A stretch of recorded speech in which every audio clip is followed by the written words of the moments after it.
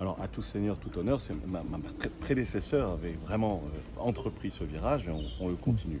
En fait, c'est pas un virage à 180 degrés, c'est juste reconnaître la dignité égale des langues et l'importance primordiale du créole réunionnais dans une île où 80% de la population est créolophone. Donc, il y a une vraie logique à faire en sorte que cet atout pour les enfants qui est ce bilinguisme natif puisse leur profiter pour leurs apprentissages.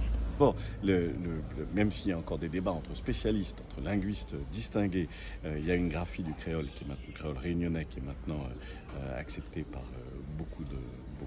enfin, la majorité des acteurs.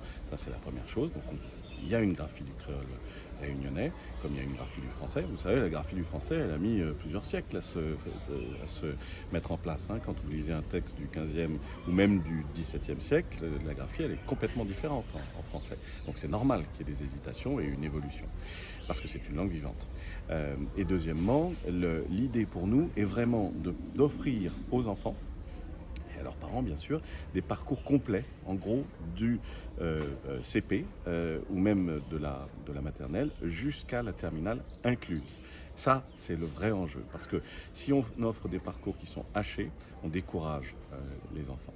Il faut au contraire qu'on arrive à avoir ce parcours complet, ce continuum éducatif jusqu'à la terminale, et j'insisterai en particulier sur l'apport considérable que peut avoir le créole dans les lycées professionnels où c'est pas si fréquent que ça. Vraiment, c'est un des enjeux dans l'académie, de faire en sorte que aussi dans les lycées professionnels, on puisse apprendre et pratiquer le créole.